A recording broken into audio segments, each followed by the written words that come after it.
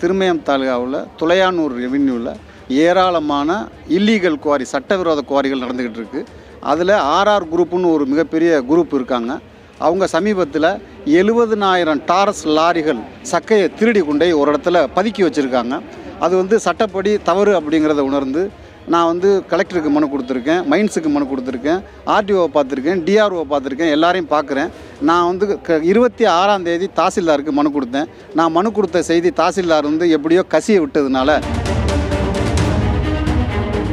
நான் மீண்டும் தவறு நடக்குது, அந்த தவறை பிடிங்க, திருடப்பட்டிருக்க பொருட்களை அரசுடைமை ஆக்குங்க, திருடுகள் மீது நடவடிக்கைங்கன்னு மீண்டும் கேட்குறேன். அதிகாரிகள் என்ன சொல்கிறாங்கன்னா, இன்னும் 1 வாரம் பொறுத்துங்க, 10 நாள் பொறுத்துங்கன்னு சொல்கிறாங்க. இன்னும் 10 நாளைக்குள்ளே பாக்கி இருக்க 30,000 லோடையும் கொண்டு அவங்க மலையடிக்குள்ளே கொட்டிடுவாங்க. இருந்த எந்த தடயமும் தெரியாமல் ஆக்கிடுவாங்க. இப்போ நாங்கள் போய் நேரடியாக தடுக்க போனால் அவங்க கிட்டத்தட்ட ஒரு 100க்கும் மேற்பட்ட அடியாட்களை சுற்றி நிற்க வச்சுருக்காங்க. பயங்கர ஆயுதங்களோட சுற்றி நிற்கிறாங்க. எங்களால் எதுவுமே செய்ய முடியலை. கனிம வள கொள்ளைக்கு எதிராக போராடிய சமூக ஆர்வலரும் அதிமுக நிர்வாகியுமான ஜகுபர் அலி படுகொலை செய்யப்பட்ட சம்பவம் தமிழ்நாட்டையே உலுக்கியுள்ளது. இந்நிலையில் இறப்பிற்கு முன் ஜகுபர் அலி கடைசியாக பேசிய வீடியோ ஒன்று சமூக வலைதளங்களில் வெளியாகி வைரலாகி வருகிறது.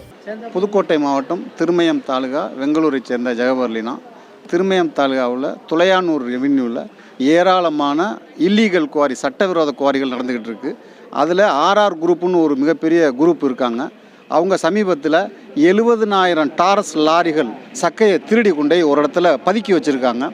அது சட்டப்படி தவறு அப்படிங்கிறத உணர்ந்து நான் கலெக்டருக்கு மனு கொடுத்துருக்கேன், மைன்ஸுக்கு மனு கொடுத்துருக்கேன், ஆர்டிஓவை பார்த்துருக்கேன், டிஆர்ஓவை பார்த்துருக்கேன், எல்லாரையும் பார்க்குறேன்.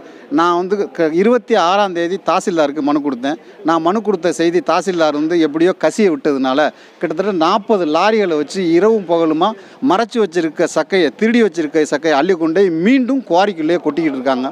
நான் மீண்டும் தவறு நடக்குது, அந்த தவறை பிடிங்க, திருடப்பட்டிருக்க பொருட்களை அரசுடைமை ஆக்குங்க, திருடுகள் மீது நடவடிக்கைங்கன்னு மீண்டும் கேட்குறேன். அதிகாரிகள் என்ன சொல்கிறாங்கன்னா, இன்னும் 1 வாரம் பொறுத்துங்க, 10 நாள் பொறுத்துங்கன்னு சொல்கிறாங்க. இன்னும் 10 நாளைக்குள்ளே பாக்கி இருக்க 30,000 லோடையும் கொண்டு அவங்க மலையடிக்குள்ளே கொட்டிடுவாங்க. இருந்த எந்த தடயமும் தெரியாமல் ஆக்கிடுவாங்க. இப்போ நாங்கள் போய் நேரடியாக தடுக்க போனால் அவங்க கிட்டத்தட்ட ஒரு 100க்கும் மேற்பட்ட அடியாட்களை சுற்றி நிற்க வச்சுருக்காங்க. பயங்கர ஆயுதங்களோட சுற்றி நிற்கிறாங்க. எங்களால் எதுவுமே செய்ய முடியலை. அதனால் மீண்டும் அதிகாரிகளை பார்க்குறோம். எங்களுக்கு அதிகபட்சம் எங்களுக்கு இன்னும் ஒரே ஒரு வரம்பு, நாங்கள் மக்களை திரட்டி போராடுறத தவிர வேறு வழி இல்லை.